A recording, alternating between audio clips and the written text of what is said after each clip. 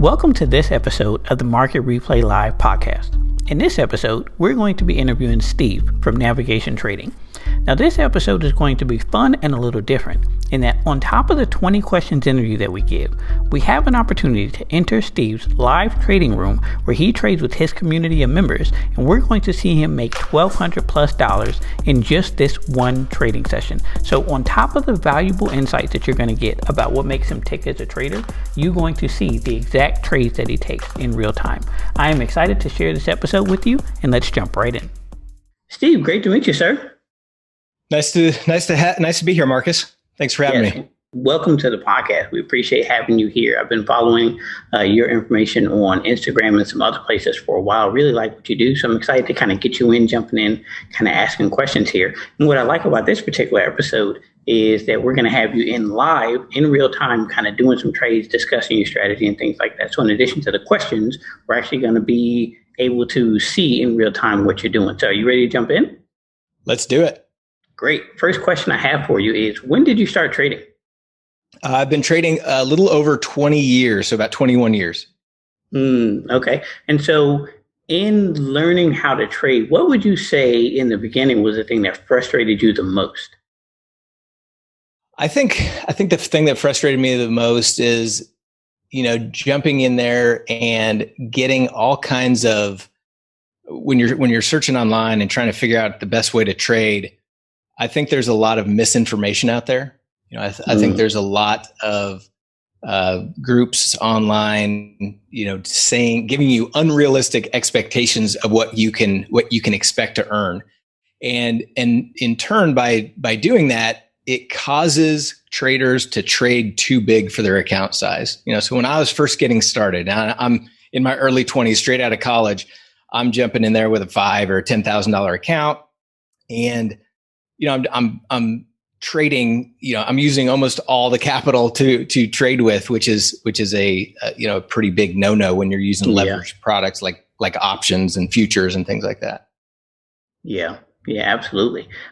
So then based on that, what would you say was your process for finally getting consistent?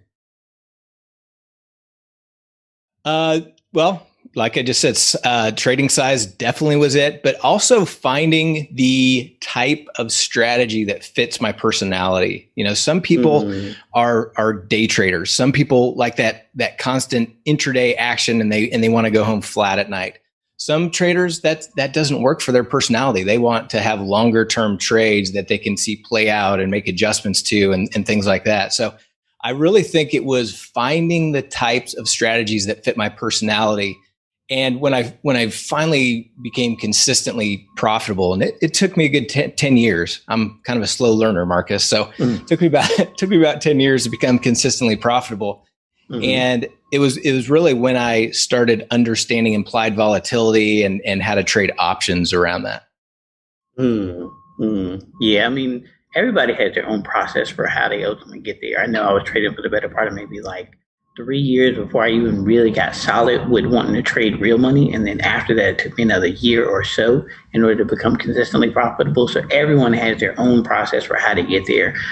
So if you're listening to this podcast, don't think that, especially in your first year, you have to be a person who's making 6 figures plus 7 figures. It really is a slow, methodical process in order to get comfortable with all the things that you need to do in order to be consistently profitable. So you mentioned your specific personality in the types of instruments that you chose to use, or the type of methods of trading that you chose to use. But what would you say specifically it is about your personality that's helped you to be successful as a trader? I think, well, and we talk about this to our community all the time, and that is mindset. If the market is going to do what the market's going to do. And so having that mindset going in, that you have a positive mindset, you're not thinking that the market is against you or the market's out to get you, or, that kind of thing that sometimes traders fall into. But having that positive mindset and the ability to understand that even if you take losses, you can still make money. And I think that's one of the biggest things with my personality or with a lot of new traders, is being able to take losses and still have that positive mindset. When you take a loss, from a human nature standpoint, it's a blow to your ego, right? You were wrong. You were absolutely wrong on that trade, and the market let you know by pulling money out of your account. And so you've got to be able to take losses. And I think that is one thing that I've learned, but has become a real internal part of my trading personality, is the ability to take losses, keeping them small relative to what we're trying to do, and being able to continue on, knowing that over time, the trades that I take, the probabilities that I take, will have a positive outcome over time. Yes, that's very sage advice there. So in terms of the types of trades that you do, what would you say is your kind of favorite asset class or instrument to trade, and then why? Yeah, we trade, 90% of what we trade is options. And it's options on stocks, options on futures, options on ETF, on indices, really utilizing options on any type of vehicle, as long as the options are liquid and tradable. Okay. And so then, based on you trading options, every trader who I talk to is different. But for you, would you say that there is an ideal market environment that exists for the types of trades that you take? And then if there is, how do you define it? The way I would define it is volatility. For me, the more volatile the market, the better. And in the options space, if a stock or an ETF or the market in general is volatile, that pumps up the price of the options. The implied volatility of these options gets higher, meaning they're more expensive. And a lot of what we do, we are net sellers of options. And so we want to sell options when the price is high and let that price of the option contract. And that's how we benefit. And so, I would say high volatility is my favorite time to trade. Me too, for sure. Me too. So when going into trades, how do you go about calculating your position or your lot size? A lot of it, it depends on the strategy, but a lot of it is based on the buying power required. So, with especially if you're using defined risk type strategies, whether that's just buying a call or a put outright, or if you're doing a vertical spread or an iron condor or some type of defined risk, it's easy because your defined risk is also typically, depending on your broker, is also the amount of capital needed to place that trade. And so we're usually going into a position size based on a capital allocation, and we don't want to risk any more than 5% of our account value on any one position. And typically we're actually using much less than that. Gotcha. Okay, so then that's how you kind of determine the size of the position. How do you determine, I guess what we're trying to say is like when you exit the trade? So in terms of goals, do you have a percentage return goal? Do you have a we're looking to make X amount per trade? Do you have a weekly, monthly, kind of yearly goal? How do you go about kind of calculating those sorts of things? Yeah, good question. So each strategy we trade, and we've got within our community, we've got 12 different strategies now. We've got a full course on each strategy. So let me just take an example of an iron condor, for example. If we put on an iron condor, we want to capture anywhere from 30 to 50% of the credit received. So we want to make 30 to 50% of max profit. And so depending on the symbol, depending on the criteria that we put it on with, the capital required might be 2 or 3 times the credit received. So in essence, we're trying to capture about a 10 to 15% return on capital with that type of trade. Now we have other trades where we'll trade a diagonal spread where we're trying to capture 100 to 200% of the debit paid or the capital used for that. So it's all across the board. It really depends on the strategy, if we're trying to create it as a delta neutral strategy, or if it's a directional play, or what type of strategy it is. It's all over the board, but we have a very specific criteria for how we exit and the profit potential and the profit target that we're looking for, but it depends on the strategy that we're trading at that time. Got it. Okay, so we got just a few more minutes here left before we jump into the live trading session. So I just have 2 more general questions for you, and then we'll jump in. The first question that I have for you is, how would you say that you define your edge as a trader. That could be, whether it's personality driven in terms of the specific thing that you do to make you successful, or whether it's more technical, how you approach the market, how you look at the market. But for you, in the years that you've been trading for 20 plus, how would you define that edge to individuals? Yeah, I think it's money management. I mean, I think the management and position size is what started to actually put me into the consistent realm. Obviously, the strategy is important. You got to know what you're doing. You have to put the probabilities on your side and things like that.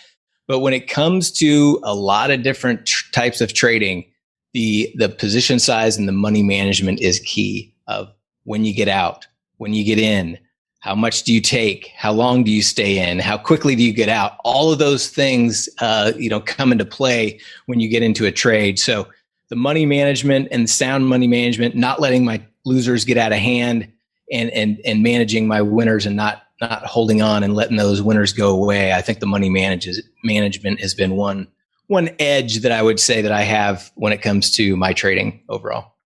Absolutely. And when talking to new traders, that is the number one thing that I try to hammer home to them, is that money management is important. I can show you so many different methods in terms of how you can be able to get into a trade, get out of a trade, even make money while you're trading. But there's always that overconfidence that creeps in if you win too many times. And if you lose too many times, that adding too much risk in order to make some of that money back. So being able to remain consistent in how you are approaching your trades and not letting your emotions get in the way of how you are inputting so much of your risk that you put in, is going to make a really key difference in terms of, you being able to trade tomorrow. It's not so much how much money you make today, but can you keep enough of your money to be able to continue to trade tomorrow, is a great methodology that I use for beginner traders. Okay, so we got just a few minutes left, and we're going to be jumping. When you run into the live room, you're going to be, in real time doing this. You're trading with real money, so I want to make sure that you're focused. But since we have a couple minutes, can you kind of explain what you're going to be doing in the trade room, your specific method, and so that we can know we are able to follow along with what you're doing? Yeah, so you can still see my screen with my charts, correct? Yes. Okay, absolutely. so we're trading. You see, I have 3 different boards of stocks. So this is my main board. It's got all the big names that you're familiar with: Apple, Amazon, Alibaba, Facebook, Tesla, Nvidia, Netflix, Microsoft. And so what we're going to be doing this morning, we're streaming live in front of our community, and we do this every morning, is we'll be day trading. And for this specific strategy of day trading, we call it our Mighty 90 strategy, because we only trade this during the first 90 minutes after the market opens. And the reason we do that is because, as you know, if you've ever watched the market open, that's when things have a little bit of more of a wild swings, right? You get that two-sided price action, you get that volatility. Well, that's what we want for this strategy. Mm-hmm. And so basically what we're doing is we're looking for a price push from a stock. So let's say Tesla, for example. Let's say Tesla made a big push up at the open. We are looking, and we don't really define that by any specific measure of a push, but when you see, I'm using 5-minute bars. When you see a couple of big 5-minute bars, that's considered a price push in our book. So we're looking for a price push, and then we're looking for volume to also spike. And so with a push in one direction, along with a spike in volume, a lot of time that signifies exhaustion in that specific direction. And so we would take the other side and try to, if Tesla pushed up, we would buy puts and try to ride that down to profit in that way. So that's a very basic way of explaining what we're doing. Mm-hmm. And I'll be giving you more details as we see live examples come up. But we're trading here with live money. We do this every morning in front of our community. So excited to share this with your listeners. Love it. Ultimately, and excited to get started. So we'll sit here. We'll wait for the open, and then we'll jump into your live trading session. Okay. Sounds good, Marcus. Great. Good morning, everyone. Hope everybody had a good evening yesterday, good day of trading yesterday. If you were on here, you know that we had a little bit of a red day yesterday. So not how we wanted to start out the new year, but hopefully we have a better day today. I mentioned to everyone in the day trading chat that today we've got a little bit of a special situation going on. we're going to be joined by Marcus Howard. No, Krish, that's not the Marcus Howard of the Denver Nuggets, but but we're excited to have him just the same. So there's the opening bell. But Marcus is the host of a podcast called Market Replay Live that'll be coming out in the near future. And so I agreed to allow him to join us today. We did a little bit of a pre-market interview, and then he's going to join us for the live session. And so he's going to jump in and ask some questions, and I'm going to do a little bit more explaining as I'm going, so him and his listeners have an idea of what we're doing. But excited to have Marcus with us. Excited to be here. So Marcus, we obviously the opening bell just rang, and so like I mentioned, we don't take any trades for the first 15 minutes. So the charts that we're looking at have 5-minute candlestick bars, and so we want to have 3 of those complete before we're actually going to jump in and take a trade. And so the reason why you do that is during that first 15 minutes, it gives you an idea of kind of where the market is heading, so you know where to place the trade. Is it during that time it's a little too volatile? Like what's your reasoning behind that? Yeah, so the reasoning behind it is what we're looking for with this strategy called the Mighty 90. We are looking for a price push from a stock in one direction, and we're looking for a spike in volume to signify potential exhaustion of that move, so we can catch a little bit of a reversal. So what typically happens when the market opens is you're going to see a lot of these stocks, you see a big jump in volume in the first 5 minutes, and then in the next 5-minute bars forward, that volume a lot of time drops by 2/3 or drops in half or less. Mm-hmm. And so we want to see that we don't really have any good indication of where the market's going right out of the gate in the first five minutes. Sometimes it spikes, sometimes it drops, sometimes it just holds steady. And so the whole basis for this strategy is a price push with a volume exhaustion. And we can't really get a good indication of that until after the third 5-minute bar or after the first 15 minutes. Got it. Makes a lot of sense.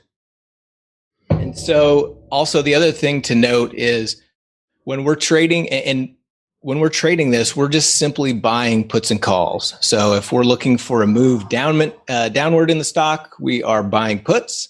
If we are looking for a move higher, we're just buying calls. And we're typically trading anywhere from a 30 to 70 delta option. Okay. It depends on the time frame, the duration of the options that we're trading, and the price of the stock, and a couple other factors. But today, for example, we're trading very short-term options. So the 2 most short duration option cycles that are available today that we have to choose from is we can either choose the 3 days to expiration or the 10 days to expiration. There's no right or wrong answer for which one we do, but as you probably know, the 3 days to expiration are going to move a lot quicker, meaning they are going to be a lot more sensitive to the price movement of the underlying stock. And so that's the one we'll be trading today. We'll be trading the options with 3 days to expiration. If you trade the 10-day options, that's not a problem at all either. Just understand that the options are going to move slower, or they're going to be less sensitive to the price movement of the underlying stock. Makes sense. So we'll be trading the 3-day options, and as you can see here, this is kind of my main board of stocks. These are kind of the top 8. If there's a trading opportunity, I want to be in one of these first, and then I have a second set of stocks. So another 8 stocks that I watch, and these are Boeing and Beyond Meat, Disney, DKNG, Zoom, Roku, Piton, MU. So I'll be looking at these as well. And then I even have a third kind of tier set of stocks, which includes AMD and Target and Uber and Wynn, casinos and Neo and PayPal and some others. And these are stocks that I'll interchange with others if there's activity in a specific stock. But I really want to be in a position on one of these first 8 stocks, or as a second option the second board here. Lovely. Okay, so this is a question that I want to ask you in relation to this. So you're monitoring, let's say, at least on this board is 8 stocks, and then there's 3 different sets. So there's 24 different stocks that you're monitoring all at once. Do you utilize some sort of technology in there to allow you to? Are there alerts that you're getting? Are there text messages that you're getting when it hits certain conditions that make you want to enter a trade? Or are you just kind of doing this all with your own eyes as you're analyzing in real time? Yep, just analyzing it in real time. There's I've looked at ways to potentially set alerts, if we get a spike in volume or something like that. But the way we started out is we simply just started with 3 or 4 stocks. And then once you get in the groove, and once you get in the habit of watching this after a little bit, you can add a few more, and then add a few more. And we've been doing this now, so it's actually pretty simple to be clicking through 3 boards of stocks and checking to see, is there an opportunity here? Is there an opportunity here? It's really just a quick scan, because all I'm really looking for is a push in price and a spike in volume. And when we get to a real live example, hopefully that'll make a little bit more sense to you and your viewers when you see an actual trade opportunity. But yeah, no alerts, just all by the naked eye, my friend. Sure. I love it. Okay. So then in terms of, let's go from the perspective of someone who's just joining your trading group, because a lot of people on this podcast would just be introduced to you for the first time. Would you recommend that they look at 3 different boards, or how many stocks do you suggest that they track when they're just starting out with your method? Yeah. So when you first start out with this method, I would say just start with what you are comfortable with. And I would say typically that means 4 or 5 stocks at a time. I mean, if you have, let's say 3 or 4 or 5 stocks on your screen at one time, and you're just focused in on those, that's going to be pretty easy to kind of see the trade opportunities. So I would say, yeah, start with 3, 4, 5 stocks, whatever you're comfortable with, and just slowly scale on more symbols as you get more and more comfortable.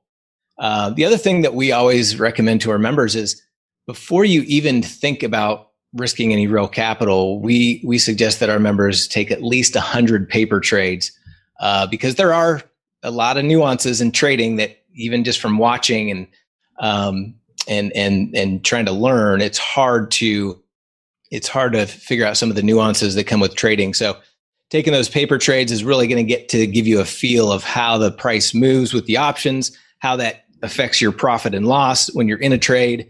And so that'll help kind of break out of those, some of those little nuances. And then once you do start, you want to start with very small position size and just kind of work your way up and build that profit over time. Absolutely. Okay. So what technology are we using here in terms of your charting software? And then also kind of what broker are you using? Yeah. So real quick, Marcus, I want to mention one thing to our community, because I'm getting some questions in the feed. And the question is, we can't hear Howard. His comments are not audible. So he's coming through to me on Zoom. And so I'm going to be talking to him, and I'll repeat his questions. But you all in the community, unfortunately, are not going to be able to hear his questions. So I'll try to do a good job of repeating his questions. So Howard asked, what is the technology that we're using? So the technology that we're using is called Orion Trading Systems, and this is a platform that we've been working with the developers on customizing for specifically what we do. We actually are going to be executing trades in Tastyworks, and we also trade a lot in Thinkorswim. So I used to have all these charts set up exactly like this on a flexible chart grid in TD Ameritrade's Thinkorswim. We recently moved over to the Orion system because we're working with a developer to really customize what we're doing specifically with day trading, and then into our other income trading type strategies as well. So Orion is the current charting system that you're seeing. Great. So we've got our second 5-minute bar about to complete. So it's almost 8:40 Central. And so then we're going to wait for at least one more one more bar to close before we're going to start to see any trade opportunities. So you'll see, as I mentioned before, you see, let's just look at NVIDIA as an example. This first 5-minute bar had this big spike in volume, which is pretty normal in the first 5 minutes. And then the second bar is only about 2/3 the size. So there's about 2/3 the volume in that second 5-minute bar as far as the number of shares traded in this particular stock. And you can see that's pretty normal. If you look at Facebook, you're seeing the same thing. That first 5 minutes, a big spike, and then it drops in half the next bar. And so now going forward, what we're looking for a volume spike. So we want to see a spike in volume that's higher than the previous bar. And if that lines up in conjunction with a price push, let's look at Facebook as an example. Facebook has made a pretty decent little price push here right out of the gate. If it continues to push higher and this third volume bar spikes higher than the previous bar, that would create a potential opportunity to go short Facebook. And by doing that, we would simply just be buying puts.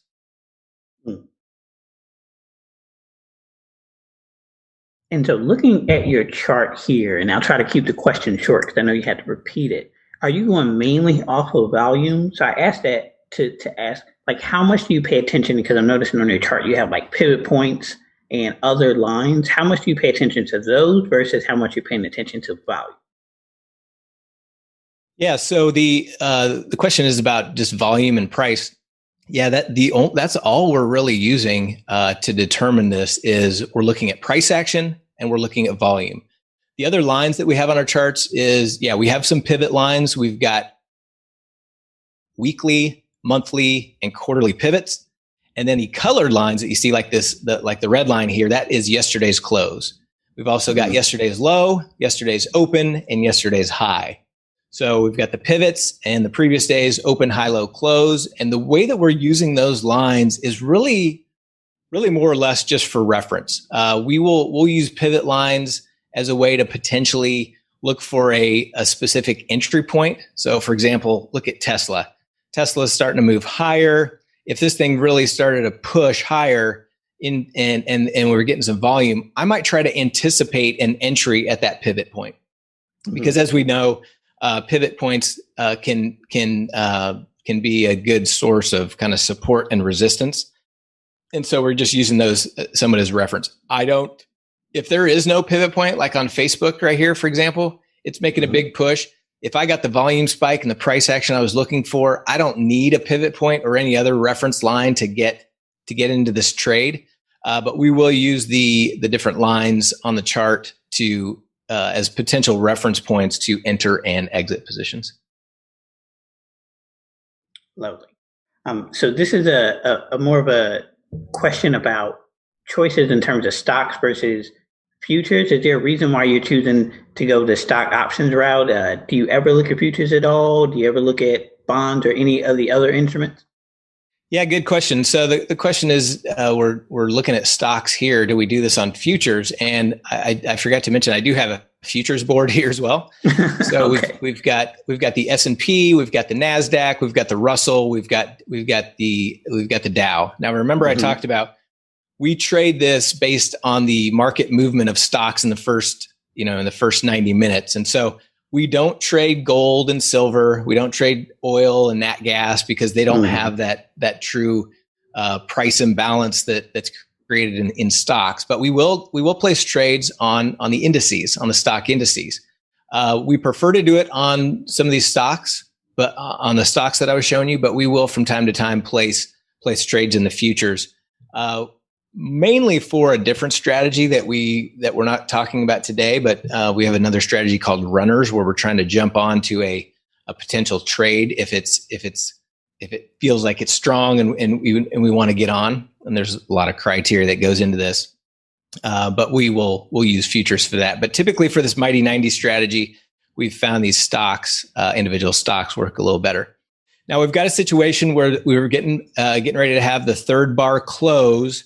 And NVIDIA has made a nice price push from 523 up to 533, and it's getting a higher volume bar. NVIDIA was considerably strong yesterday and caused us to take a loss and caused us to have a red day. So I'm sure some of our members are a little bit nervous about getting in NVIDIA, but I'm not. So I'm gonna take a short in NVIDIA. So I'm looking at the 530 puts. Looking at the 530 puts in NVIDIA, going to try to get filled at $8.10. That's the 530 puts in NVIDIA, trying to get filled at $8.10. I'm not filled yet. I'm going to let that order sit for a second. Again, that's the 530 puts in NVIDIA. And when we go into this, we typically like to go in a little bit smaller, and then we'll scale into a little bit more position size if it pushes against our original entry point here. I'm gonna replace this order up to $8.20. This thing's already starting to come down a little bit, so I may not get filled, but I'm gonna leave my order at $8.20. If price pops back up, I should get filled. And it looks like it may run away without me. See if there's any other potential opportunities. You've got Apple also pushing. It had a little bit slightly higher volume, but I like to have a very a decent amount of a volume spike to take a trade. Whereas Apple's is pretty close to the last one. Not much of a volume spike. It's just pretty much in line. All right, so price has already come down. I did not get filled. I'm going to go ahead and cancel my NVIDIA order. I'm going to go to my second board to see if there's any opportunities. And so you can see with just a quick glance, you can just check the price push. You can check the volume to see if there's opportunity. So you can kind of scan through these pretty quickly without having any type of alert or anything like that. Mm-hmm. Here's an opportunity in Target. Target's not, this is my third tier stocks here, but Target's had a decent price push, a little bit higher volume. I'm going to pass on Target just because it's, like I said, it's not one of my main go-tos. So I'm going to try to see if we get another opportunity on our main board here.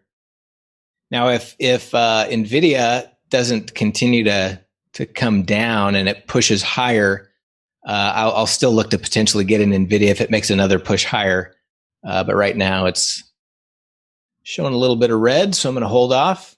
I didn't get filled at my entry.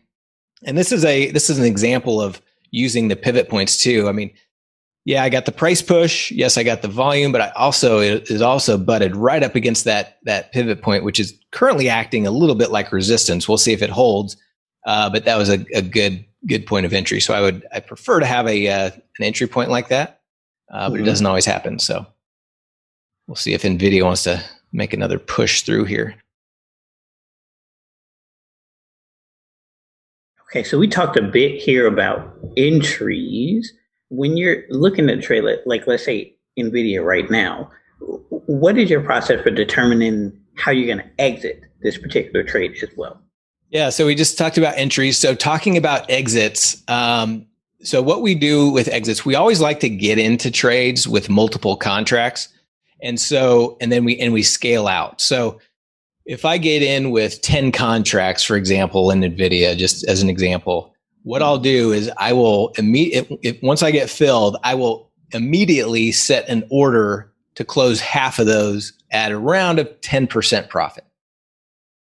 And so by doing that, I'm taking some chips off the table. I'm taking some risk off the table. I'm locking in some profits, and then I'm giving myself a chance to, if it does go against me, I've already locked in some profits.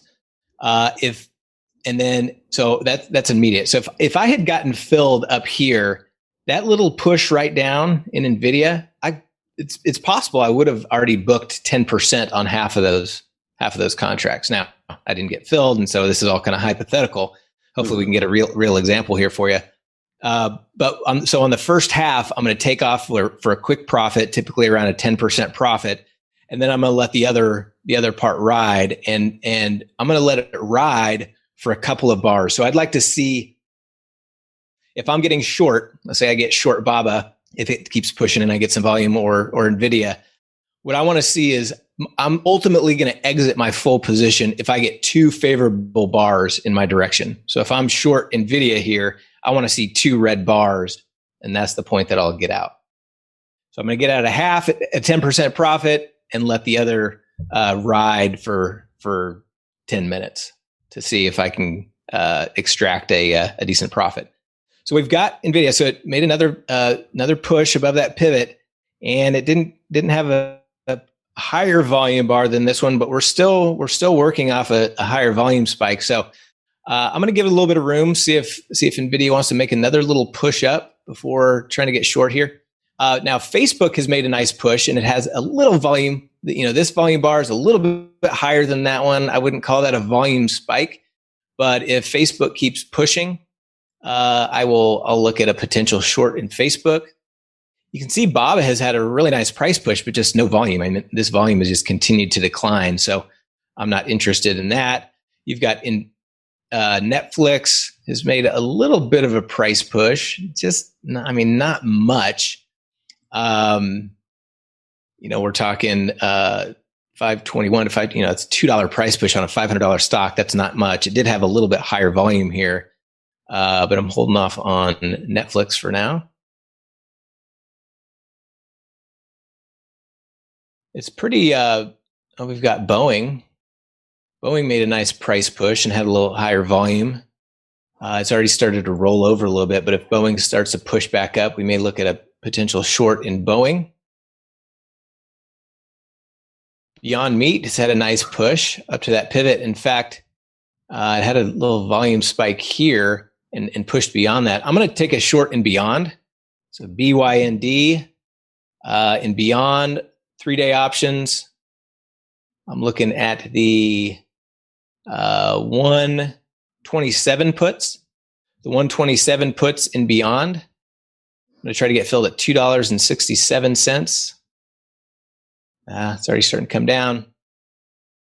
Got my order at $2.67. That's on the 127 puts and beyond.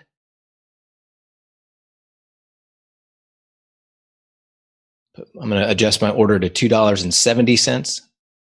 There we go. Filled at 270. All right, so it pushed back up. So I'm in Beyond. I've got the 127 puts. I was filled at $2.70. So see if we can get a little bit of a reversal in Beyond. So I was filled at 270. So I'm gonna immediately put an order to close half my order at 270. So let's just call it. It doesn't have to be exactly 10%. There's nothing magic about that number, but I'm just going to put it at $2.95. So I bought at 270. I'm going to put an exit order to close half my contracts at 295. So if this thing does come flushing down, it should hit that. I'm still currently right around break even on the trade. I'm going to jump back to my main board here, see what's going on. Looks like NVIDIA is still creeping. Okay, so Facebook is getting another higher volume bar. We've still got a couple minutes left on this bar. And so I'm anticipating that that's going to be a pretty decent spike.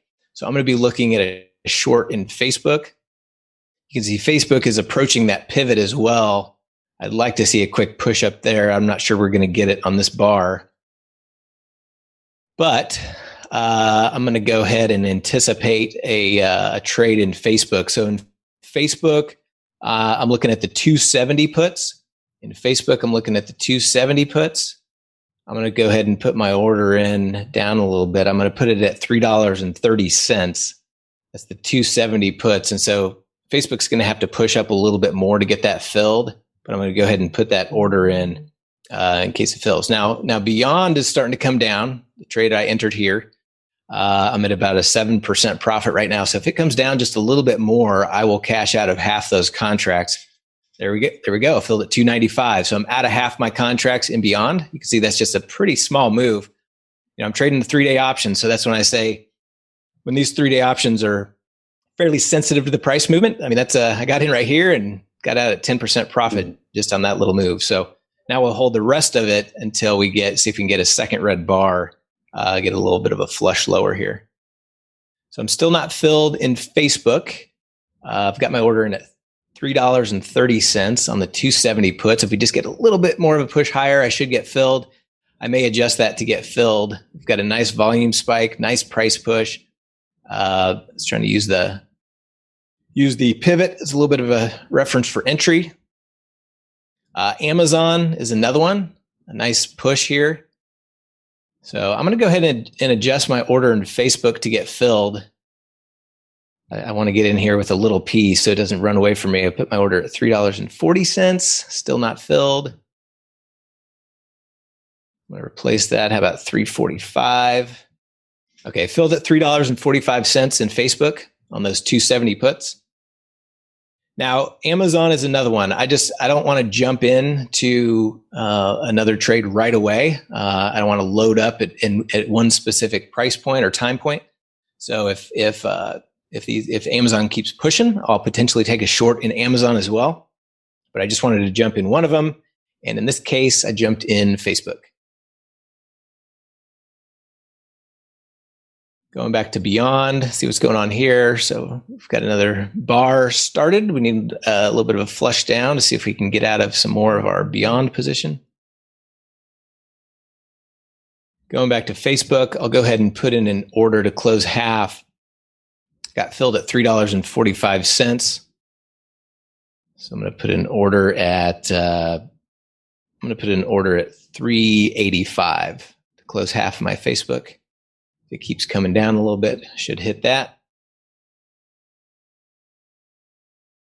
So I'm short Facebook, short Beyond. You can see Amazon on that price push, volume spike. You can see it's starting to come down a little bit as well.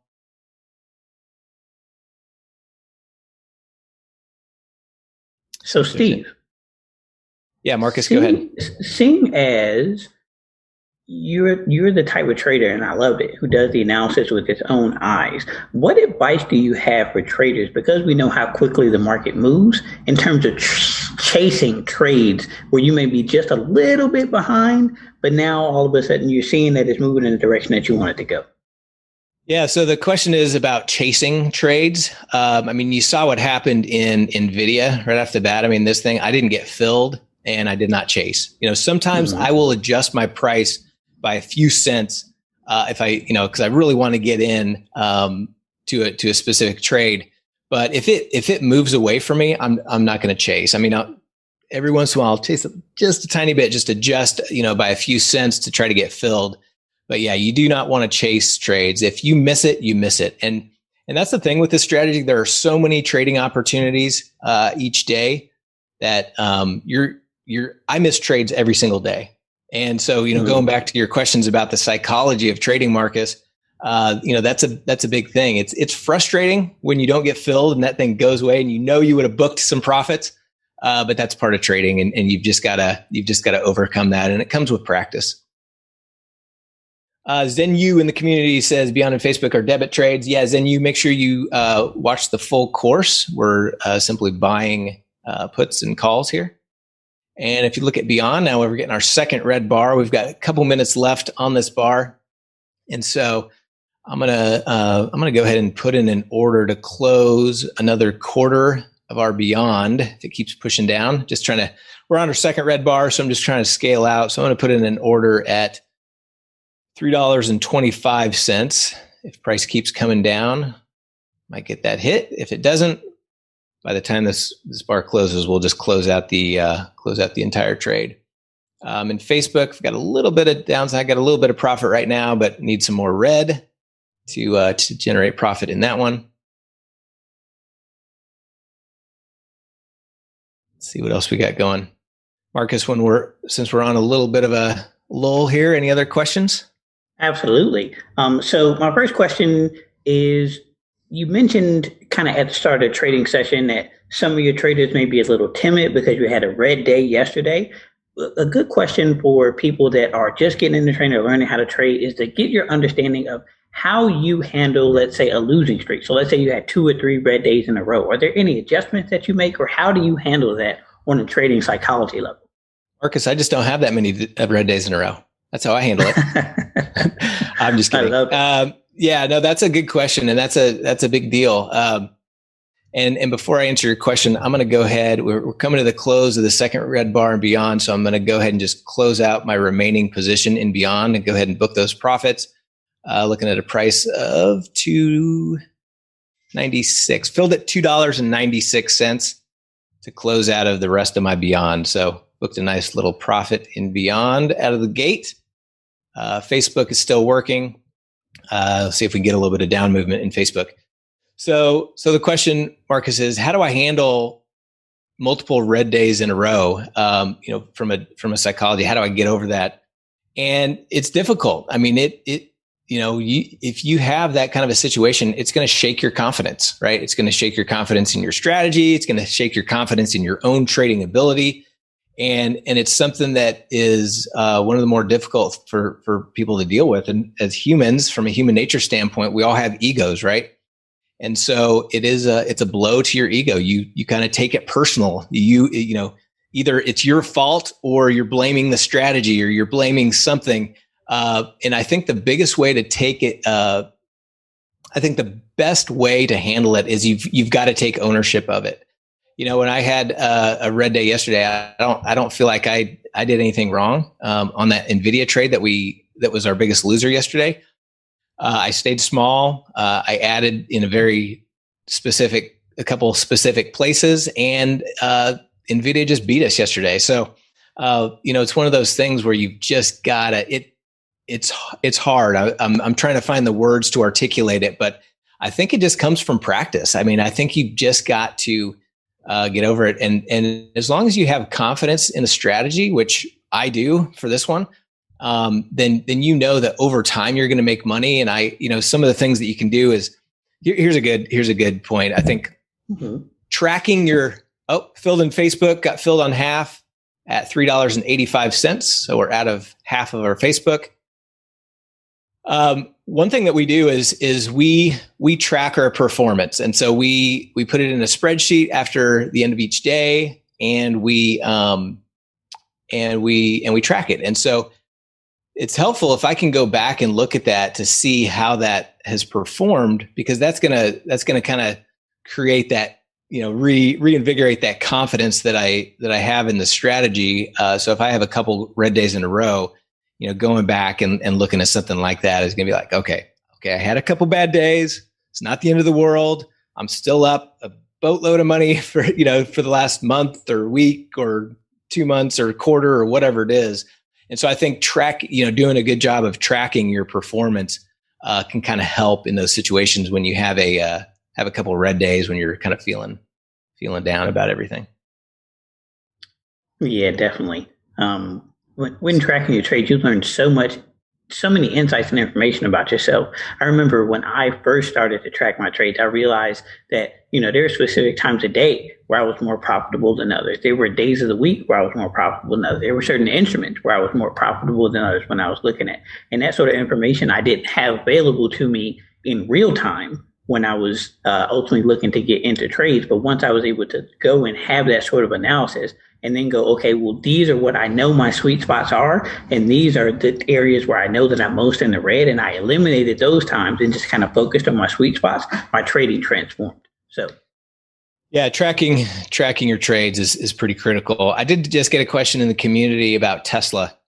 We got a little bit of a down move, and we've got a little bit of a volume spike, but I mean, Tesla is just super choppy. I mean, it hasn't broken out in one direction or another. We're still literally within the range of the first 5, technically 10-minute bar. So I wouldn't have any interest in getting long Tesla here.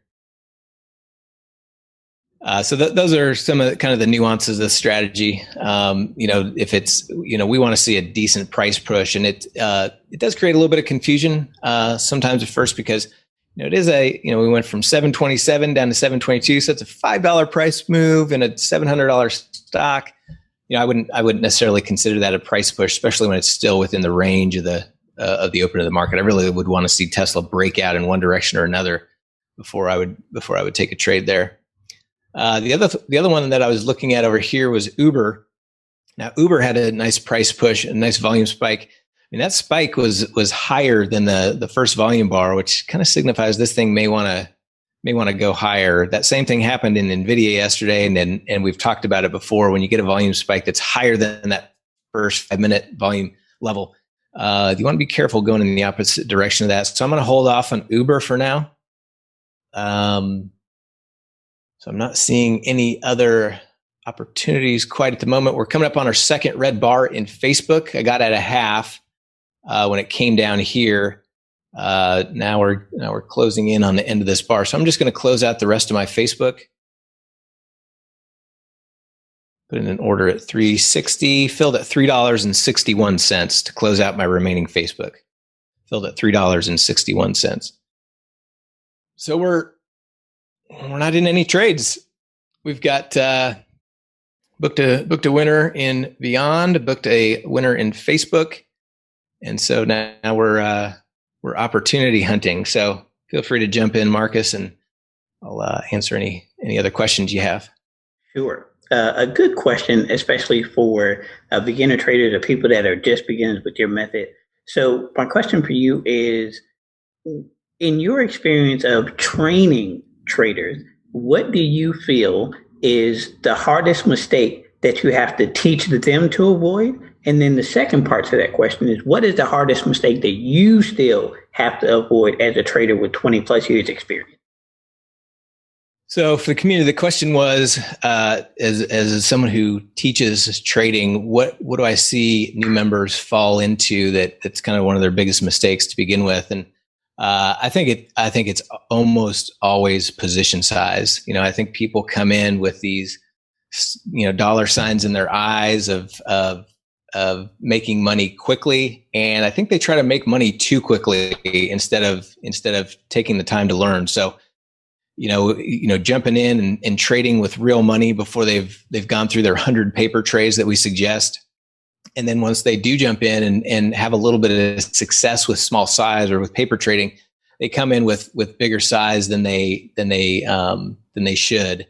And this isn't everybody. I mean, some people come in with small accounts and they're very cautious, but I think that comes from people who have had success in other areas of life in their careers or business or whatever it is, and they come in thinking that they've been successful somewhere else, they can be successful in trading. And so they jump in with big size and end up taking a loss. And then we go back to the whole thing that we just talked about, is they lose confidence in themselves. They lose confidence in the strategy, when it was really just their position size that made the biggest difference.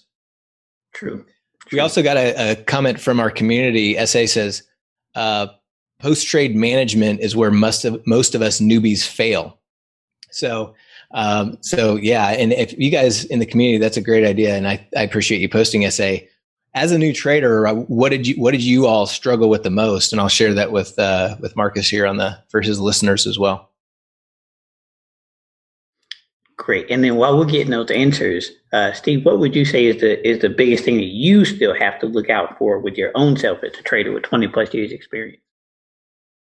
Yeah. So what I still have to look out for myself is, so we talk about this all the time within our community, within our courses, is, there's really two emotions that control every decision that you make in trading. And those two emotions are fear and greed, right?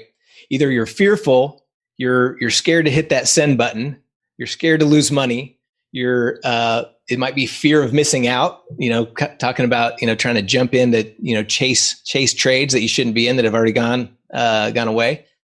So fear is a major driver. And that's something that is a major driver of a lot of people, is fear kind of drives their decision-making when it comes to trading.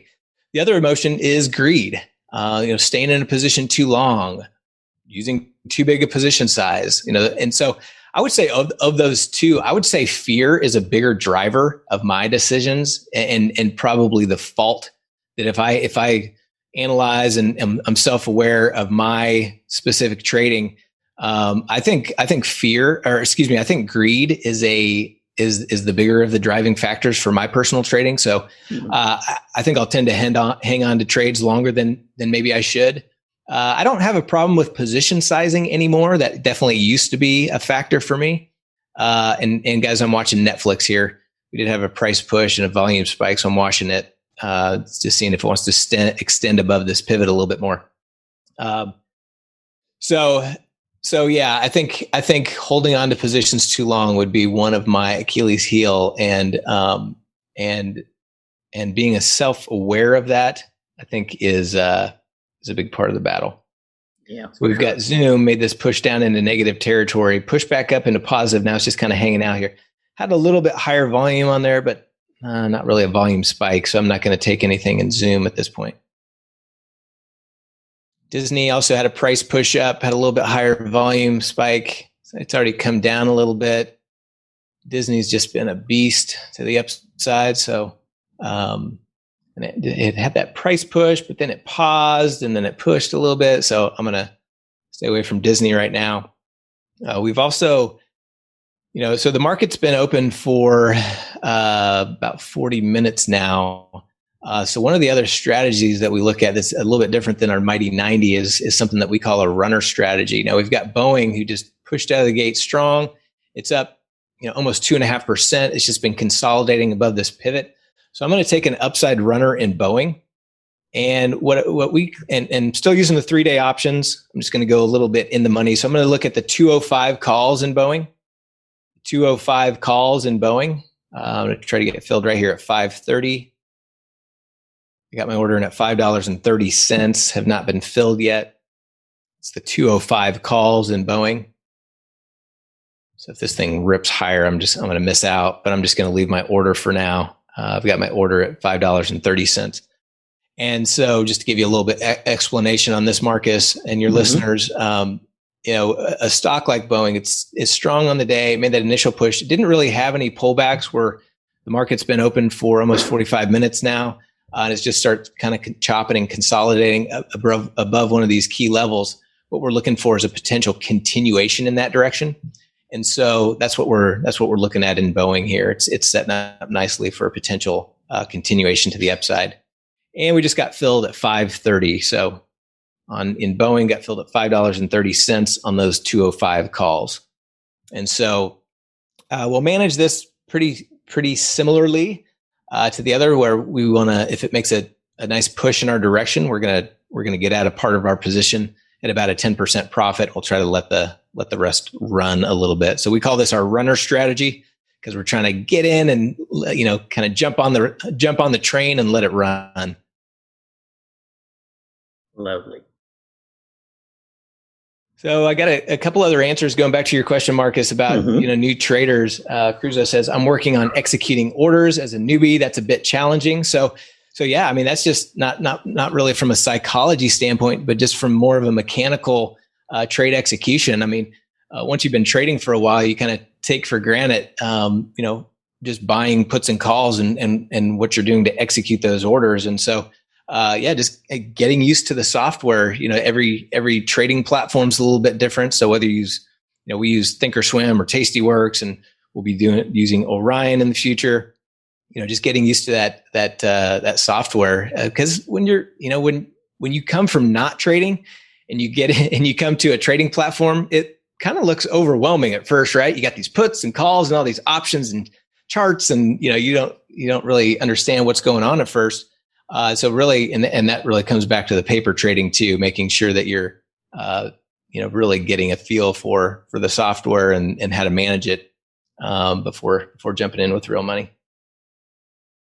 Yeah, because as I think through that, when I was learning to trade, I never thought about just how long it took between me analyzing that I want to enter a trade and then the execution of actually clicking the orders and the mechanics of entering into a trade itself. Sometimes, for me, that gap could be anywhere between 15 to 30 seconds, 15 to 45 seconds.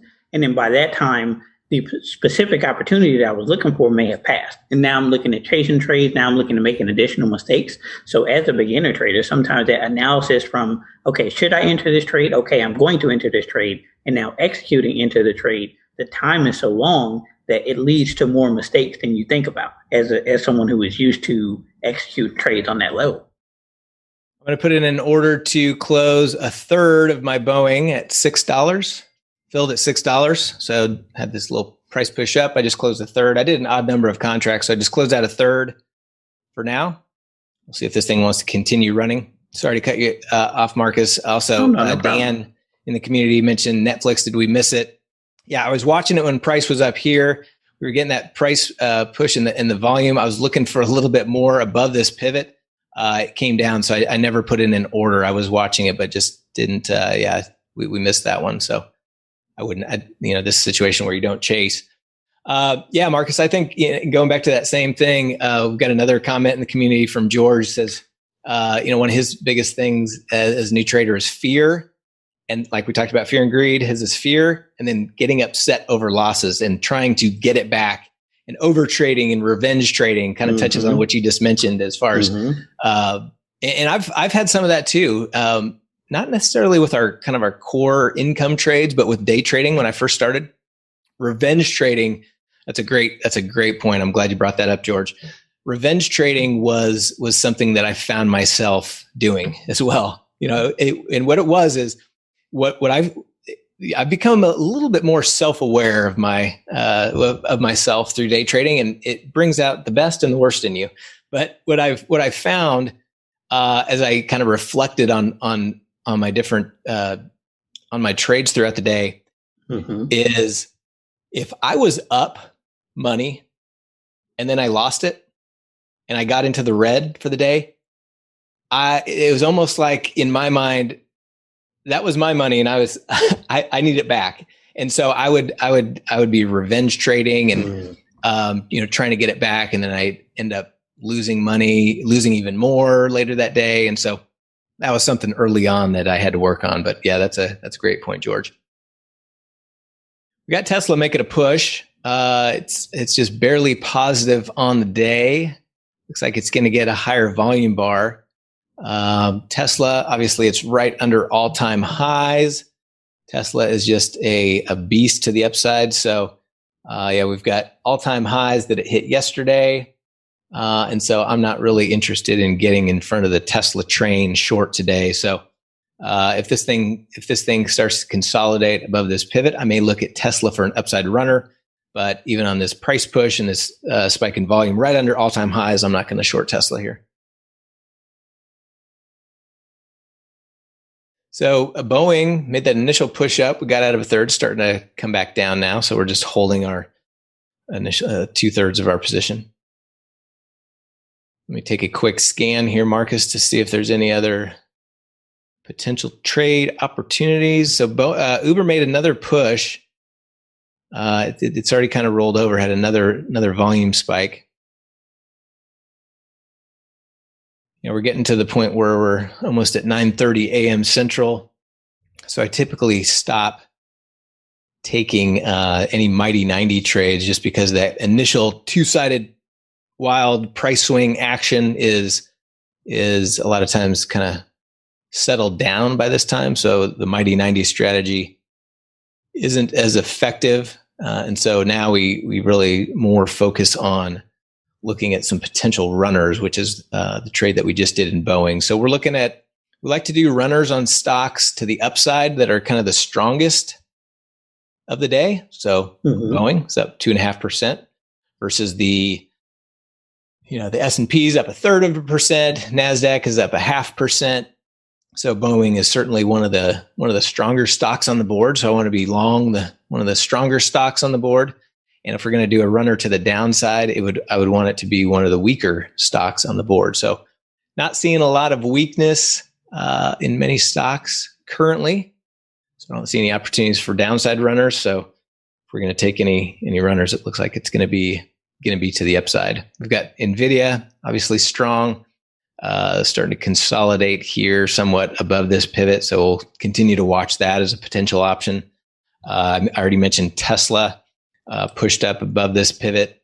We'll see how it reacts off this volume spike. If it pulls back, if it just kind of starts chopping sideways, I'd love to get a little long piece in Tesla. It's not necessarily super strong on a percentage basis today. It's pretty much in line with the NASDAQ, pretty much in line with the market. But I think Tesla, just continues to heat seek new all-time highs. So I wouldn't mind getting in on a little upside runner in Tesla if the price action warrants it here. Love it. So talking about runners, it's something I'm noticing here, and I'm wondering if there's a parallel in stocks as there is in futures. So as someone who follows futures, I'm sure that you've seen that, you could have, let's say, from the open, so we're talking Eastern Standard Time from like 9:30 to somewhere close to like 10:50, closer to 11. The market could move a little bit sideways and then it moves in one dominant direction for that opening session. But then after that 11 o'clock, it's usually some sort of reversal where if it's up for most of the morning session, it kind of goes in the opposite direction. If it's down for most of the session, it kind of goes and recovers some of that. Do you find that some of that happens as well in stocks, or is it more just kind of what we see in futures?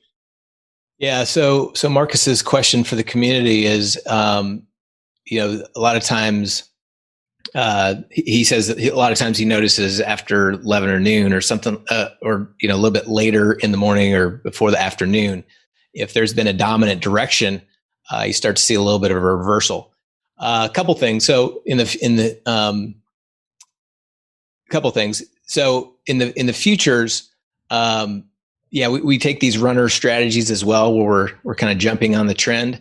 But we're typically, we're trying to catch a move and be out of it. So we're not that we don't ever trade in the afternoon, but we like to be out of our trades by the time 11 or noon rolls around. So we don't really focus on that kind of late morning or early afternoon reversal. If that's something that is consistent, I'm not even sure if it really is. But what I would say is part of the reason for what you'll see sometimes is even if the future started to go down, let's say, a lot of times the stocks that are the strongest will continue to either just hold or even continue to move higher. And so that's a huge point, and I'm glad you brought that up. And that's one of the reasons that if we're going to do a long runner, if we're going to do an upside runner, we want to do that with the strongest stocks, because a lot of times those will, even if the market starts to bleed lower, those stocks will hold or even continue to push higher. Now, obviously, this isn't always by any means. It is trading. They're going to do what they're going to do, but they have a tendency to, the strongest stocks tend to stay strong, and the weak stocks tend to stay weak.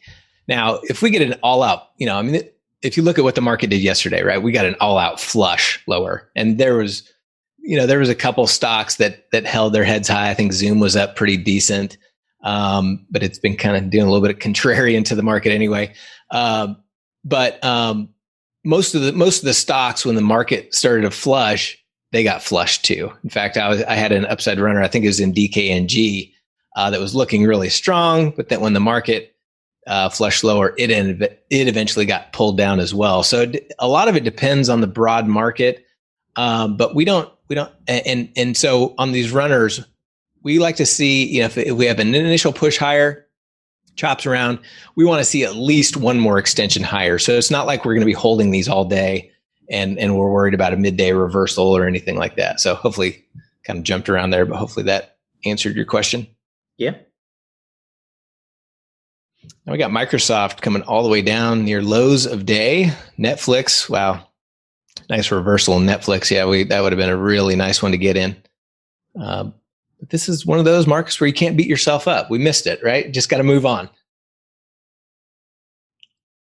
Yeah, and that's a great point of not beating yourself up, because obviously the market's going to do what the market's going to do. So a good question is, you kind of can't base success on whether or not, you win 100% of your trades, because obviously there is no winning 100% of your trades. So for you as a trader, how do you personally define success? Is it a dollar amount? Is it a percentage return? Is it execution in terms of what it is that you're able to do on a daily basis? But that question is like, how do you define success?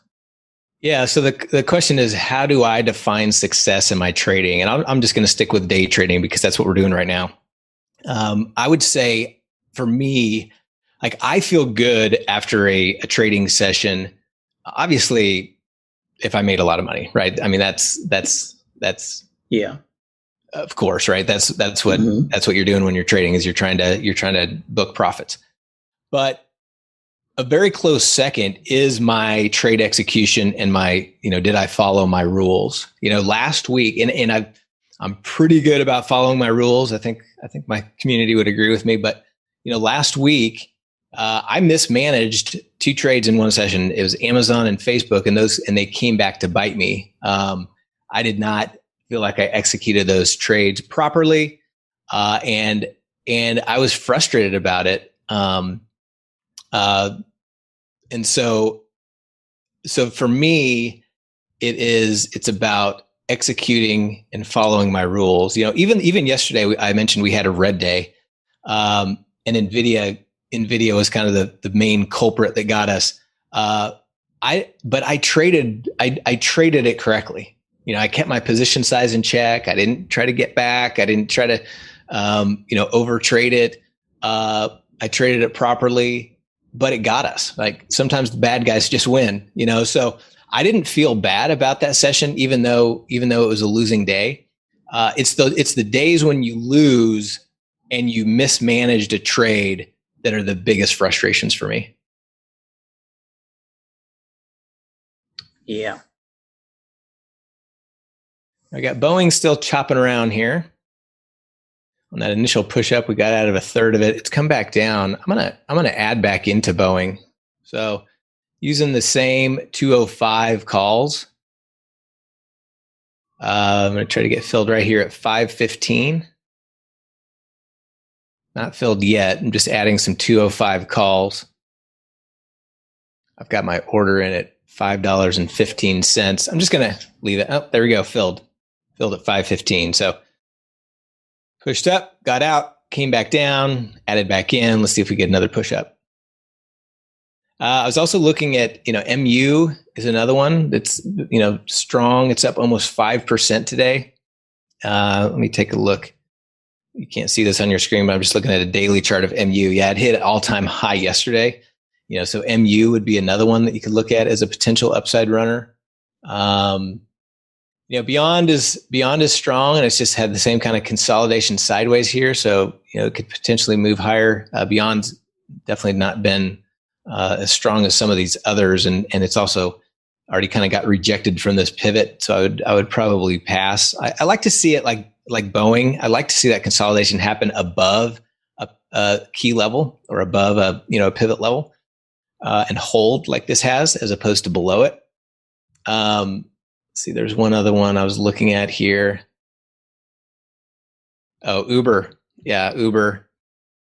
I believe Uber is right below its all-time highs as well. It hit all-time highs back on December 9th, up at about 56. So it's about $4 below its all-time high. But Uber strong today, up almost 2%. Big price push, consolidating above this pivot. I don't like this entry here, because just creates too much risk. It could come all the way down here and create kind of a decent sized loss. But if price comes back down here and still continues to hold this pivot, I may look at an upside runner in Uber. And then let me check out Tesla. Okay, so Tesla made that initial push. It's still just kind of chopping around here for the last 10 minutes, right around this, right above this pivot. So I'm gonna start a little Tesla position here. I mean, that's not much of a consolidation period. I mean, we're talking about a couple of 5-minute bars, and this one's not even complete yet. But Tesla is just such a strong stock. So I'm just gonna jump into Tesla with one contract here. Still using 3-day options. I'm gonna do the 730 calls in Tesla, the 730 calls in Tesla. Put my order in at 1890. Filled at 1875. So that's the 730 calls in Tesla. Filled at 1875. So I just jumped in with one contract just to get my feet wet. And so we'll see if this continues to chop around here. I may add to that. Just looking for Tesla to push higher. This blue line here is the all-time high, so just above 744. We'll see if Tesla wants to make another all-time high. So we're long Boeing on an upside runner. Now we're long Tesla. Great. So, Steve, so we've got just a few minutes left on our podcast episode over here. Do you mind if I ask you just a quick couple rapid fire questions? That's kind of like your final questions to get to know more about you. And as a trader, I appreciate all that you've done with us today. Let's do it. Rapid fire. Sweet. So, my first question for you, rapid fire, is what is the best trade you feel you've ever made? Wow. Best trade I've ever made. That would probably be in Boeing last year. And I'm just thinking about this from a dollar amount standpoint. I just remember it was a monster winner. I prefer not to disclose the amount, but sure. It was a while after all the bad news had come out about Boeing and their 737's been grounded, and the stock was just going down. I felt like I found a kind of a bottom for it, and I loaded up probably a little bit bigger than I should have at that point, but I sold some puts, I bought some calls, and I also had some long stock, and then some news came out about Boeing that price spiked, and I just closed it out for a nice little bundle. So I would say that's an example of trade from a dollar amount that happened to work out. Now, you could probably say that there's a lot of luck involved with that. But sometimes it's okay to be lucky, right? Absolutely. I mean, especially when it works out for you, of course. Great luck is the best luck. So conversely, then, what would you say is the worst trade you've ever made? Oh, that's easy. So this was probably, I don't know.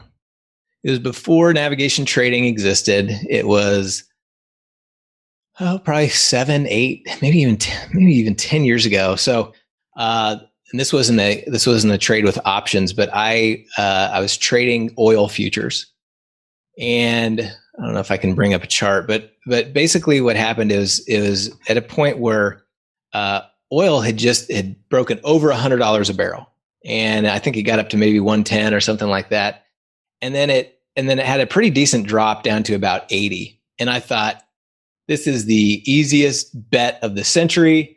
This thing's going back above 100, right? I mean, it's just everything in the news was oil's going to 300 and blah blah blah blah. Mm-hmm. So I bought some oil futures, CL, and I think at that point the account that I was trading in had about I think it was, if I remember right, it was like $130,000 account, and so I started out, just bought one contract. What's the harm in that on a $130,000 account? One CL contract. They're pretty big, but that for a $130,000 account, not too bad. So next thing you know, it keeps going down. I was like, well, this thing's, I bought in at 80. It's now at 75. Loved it at 80. Love it even more at 75. Right. So I bought in another one. And long story short, the price kept going down, and I kept buying. And I kept buying until a point where I think oil got down to about $40 a barrel. And it was pretty close to the bottom is where I finally called uncle. And at that point, and this was a matter of within a few months, but it almost literally looking back, it felt like I was a deer in the headlights on that trade, because I wasn't trading anything else at that point. A lot of my capital usage was in that trade. All my focus was, and it was one of those things where, thinking about it when I go to sleep at night, thinking about it when I wake up in the morning. Mm-hmm. And next thing you know, my $130,000 account was now at about $15,000. Wow. And I just came in that morning to my computer, closed it out, said a few choice cuss words at myself and at oil, and closed it out. And so I lost like 115 grand within a couple of months, just averaging into a losing trade, because I thought I knew something. I thought I knew it was going to go up. And so, yeah, that was definitely I quit trading for a good 6 months, after that one. Yeah. And, so yeah, that's certainly my worst. Okay. So then jumping on that, the idea of there's lessons in even every loss. If you were starting over, that person that was starting to trade 20 plus years ago, right? What would be the number one piece of advice that you would have for that new trader coming today now that he's starting over? Number one piece of advice for a new trader is take it slow.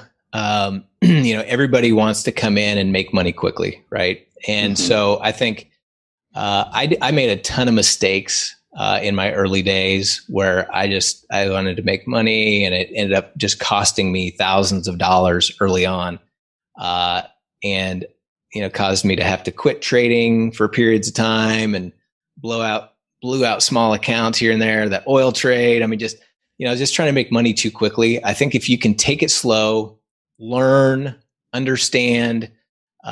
Paper trading is very painful for me. I hate paper trading. I can't stand paper trading. And even though I recommend it to all our members, it's very difficult for me because I got to have some skin in the game. I got to feel it for it to mean something for me. And so, I want people to learn from my mistakes too. And that's part of what we talk about at Navigation Trading, learning from each other's mistakes. And so I would just say, take it slow. I think that's the biggest thing. It's the old adage. It's a marathon, not a sprint. And if you can internalize that and really just be in it for the long term and not just trying to make a quick buck, I think that mindset alone will put you ahead of the game. Absolutely. Okay. So let's say we're recording a new podcast episode a year from now. So a year has passed. What would you say has had to have happened over this last year for you to be happy with the results in your trading? So for me to be happy with the results of my trading, if we recorded a podcast a year from now, I would say one of the things that really drives me is from my own personal trading would be executing the orders. Because I know if I execute my plan, then I'll be successful. Okay. So I think executing orders and then the profits will come, and whatever that means in profits. I don't necessarily measure it by the percent returns or the dollar amount, but just more if I feel like I executed trades, that'd be good. The other thing from a community standpoint, one of the main reasons that we started Navigation Trading is from a standpoint of I got lonely trading by myself. I try to talk to my friends and family and teach them how to trade. And, I got caught with the deer in the headlights look, like they don't understand. They don't care. It's not exciting to them. So I needed my people. And so that's one of the reasons we started Navigation Trading, is to create a community of traders. And so one of the things that just fires me up in the morning is, and I get emails like this on a weekly basis of somebody who has had tremendous success. I mean, I had a guy emailed me last week and said that he just he showed me his profits for this year, and it was like 248% return for the year on a pretty sizable account. And he was able to use the profits. Him and his wife just moved, bought a new house, and all kinds of cool stuff like that. I get emails about from people who had medical conditions and couldn't pay their medical bills. And now, with the profits that they just generated from what we taught them, they were able to pay their medical bills. And so from my personal trading, it's about executing and following my rules. For the community, what really fires me up though, because I've been trading for a long time and profits are cool, making money's cool.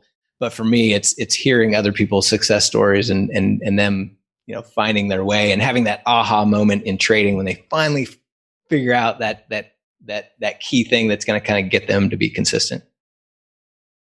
Yeah, that's righteous and really cool. Well, that's the last rapid fire question I have for you. Just one question left, Steve. I want to thank you so much for allowing us to jump into your trading room this morning. Last question I have for you is, how can my viewers get in contact with you? Kind of what is the course that you have right now that we can ultimately go and check out?